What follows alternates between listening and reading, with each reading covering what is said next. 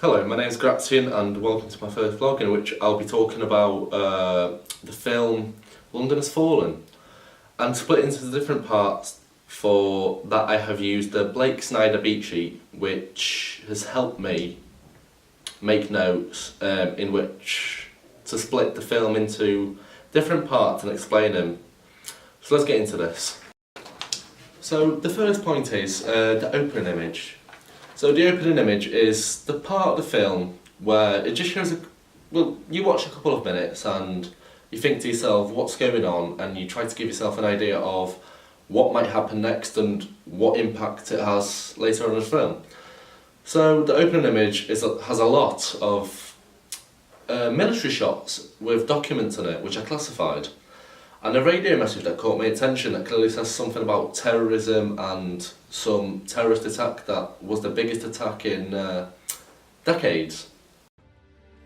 Philippine authorities now say the toll in yesterday's hotel bombing has risen to 146 dead and 231 wounded.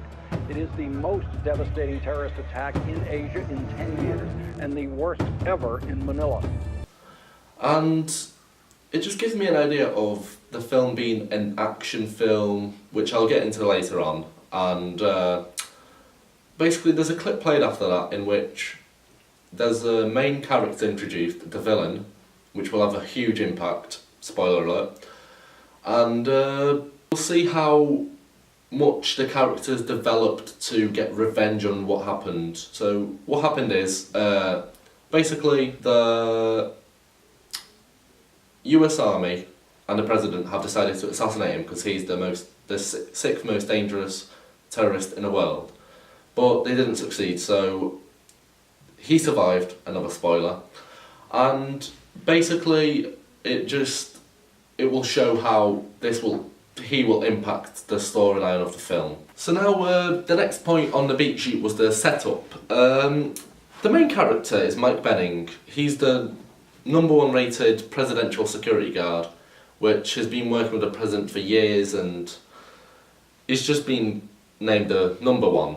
And in the whole presidential thing, no one has any, no one gives him hassle for being the #1. Everyone respects everyone as they are. So his family, well, Mike lives with his family, which he lives in peace and harmony. And it just shows how peaceful and quiet his life was until later on in the film, which we'll get onto. And it just kind of hits me. There's a point on there which says that Mike's something missing in his life. And I thought to myself, because Mike is writing an email to the president that says he's resigning as a security guard, which quite hit me really hard. I thought to myself, maybe he's missing his family, maybe family time is missing. But then I realised that he's got a child on the way, which explains a lot in a film, and that will also have a big impact on later on in the film. So the next point is the stated theme. This is the most important bit of the film because without this, let's be honest, the film is boring and it won't make sense to us. So at the start, I thought to myself, right, the radio message has a really big hint because the radio message just says that it's got terrorism in it, and every terrorism film doesn't start with a radio message that's something about terrorism with classified documents, and it just won't make sense to the film. But as you go through the film, you realise that this is a really serious film and the theme at the start is stated really well.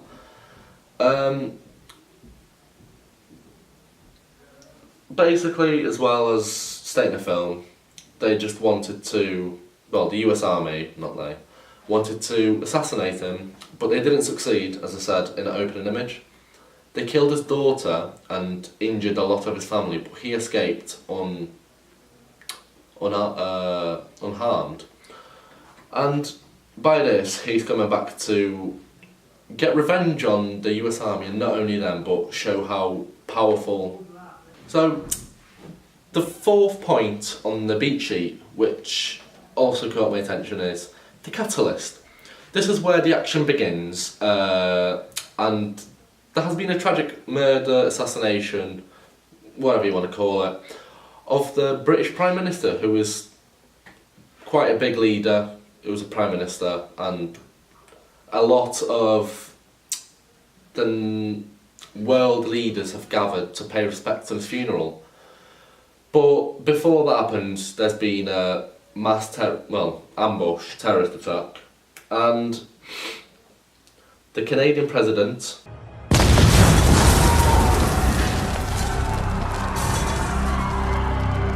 the car's been blown up because they were using a mirror little thing to check for bombs underneath the car, but they planted a bomb themselves.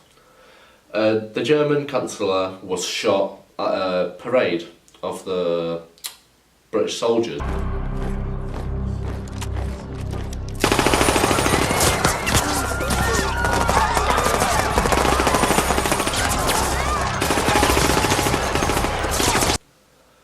The next one was the Japanese, which was stuck on a bridge purposely. So the two police vans were going either side, and they blew up each side of the bridge, there was no escape for anyone on the bridge, and especially the Japanese president.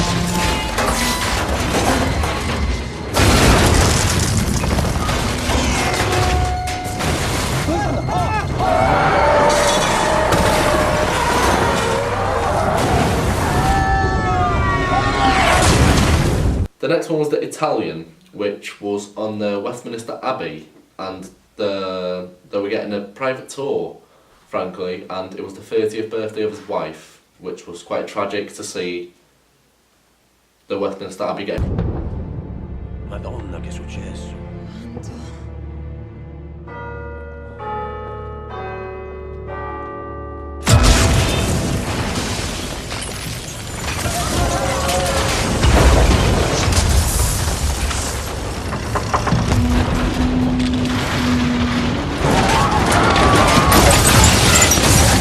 And the final one was the French, which was on a boat waiting for the cars to be ready and for everything to be safe. But frankly enough, he wasn't safe himself on a boat.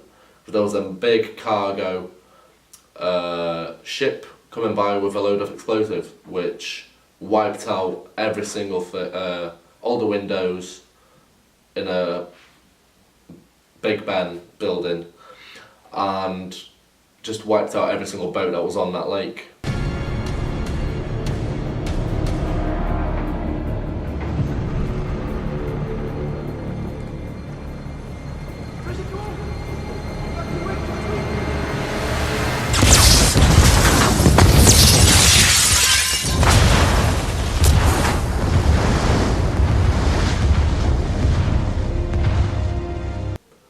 And frankly enough, Mike Benning, the security guard, and the president were the only ones to survive with some of the crew.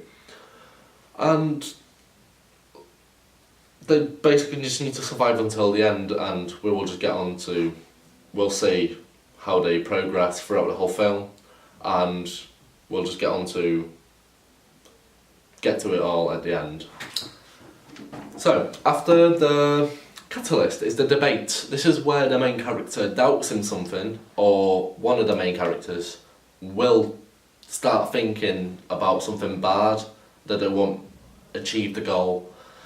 And what I mean by achieving the goal is them making it to the safe zone, in which they'll get extracted to the plane, which they'll make it back to the US. But that doesn't happen, because once they get to the choppers to go to the airport, they basically there's 3 choppers, the first one gets shot down really easily, but the first and the second, the first one's the presidential one. The second one lets off flares to mistractor missiles which are tracked onto them, well, locked onto them. And eventually, enough, they basically doubted everything because of all the advantage that the terrorists. And they just, the president thinks that they won't make it, but we'll get onto that later on as well. So the next point is the break into two, which here is where you just explain what happened, maybe if they lost someone. And this is where I was on about the three choppers, and they were talking about that they possibly won't make it. But after that, the third chopper gets shot down, and the first and the second fight until they get a clear ground and they can land, but that doesn't happen. The first and the second run out of flares, and this is where the important decision was made for the second chopper to get sacrificed to save the president, and that happened. But after that, there's another missile, and Mike Benning says to the president, "We're gonna take a hit." Everyone is in shock and they're just waiting for the impact. So when the chopper crashes, Mike and the president are the only two to survive, and they make it to one of the MI6 secret location safe houses, and there they can talk about what's going on, they can plan out what's going on next, and this is where they plan out to possibly get behind the enemy lines. But before that, the president tells Mike that there was a failed assassination on Barkawi, the main villain, which has come back for revenge. And that most likely he'd come back for revenge for his family getting injured and killed.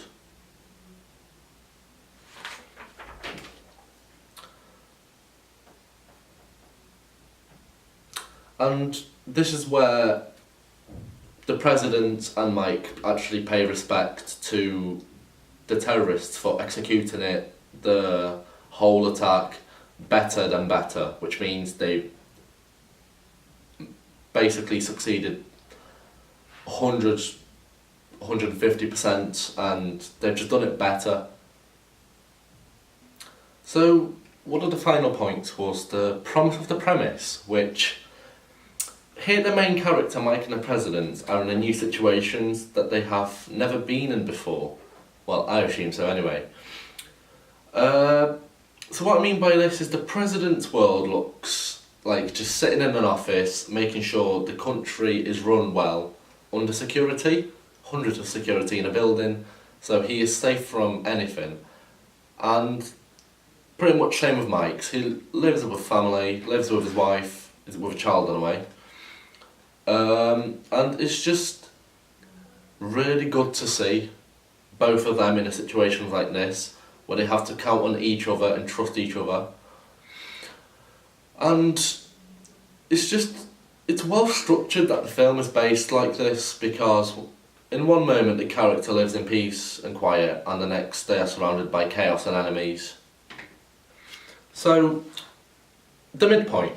There's nothing much to talk about apart from the fact that where Mike and the president make it through the enemy's line of sight or line of fire, they pretty much, they are quite happy, but in the same scene it goes from happy to bad. And what I mean by this is because after getting through the line of fire, after getting shot, getting grenaded, they celebrate that they got past, but all of a sudden they got hit by a truck, which makes them flip the car, and Mike is possibly under concussion, and the president is probably passed out. And this is probably the worst point in the movie, because Mike has to rely on himself to save the president, and he just has to figure out how to solve this problem.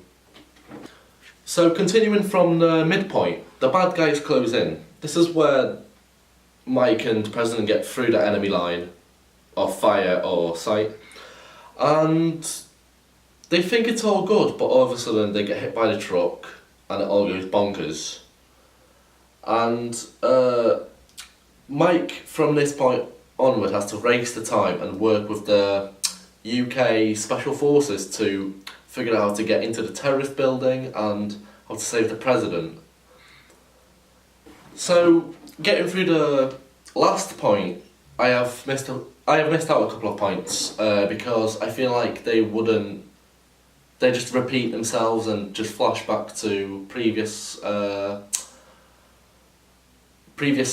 points or scenes, and I just thought that it would be good just to conclude it in a finale. Now, this is the ending of my vlog, and I hope you enjoyed it.